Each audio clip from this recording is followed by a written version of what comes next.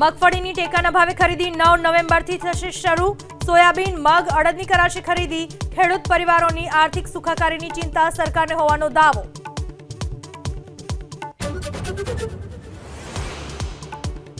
માવઠાથી થયેલ પાક નુકસાનીને લઈને રાજકોટમાં કોંગ્રેસના ધરણા।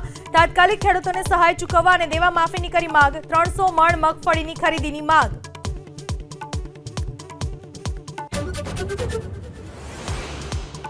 પાટણ કોંગ્રેસના એમએલએ કિરીટ પટેલની પહેલ। જો ખેડૂતોનું દેવું માફ કરાય તો 2 પગાર આપવાની તૈયારી। કિરીટ પટેલે ખેડૂતોના દેવા માફીની કરી છે માંગ।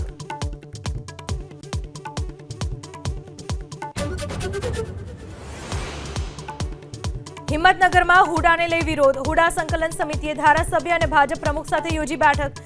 સરકાર સુધી પહોંચાડાશે રજૂઆત।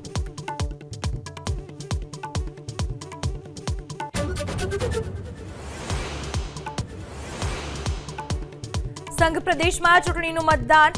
દમણ નગરપાલિકાની 15 બેઠક પૈકી 12 બેઠકો પર, જિલ્લા પંચાયતની 16 પૈકી 10 બેઠકો પર અને ગ્રામ પંચાયતની 16 માંથી 9 બેઠકો પર ભાજપ બિનહરીફ।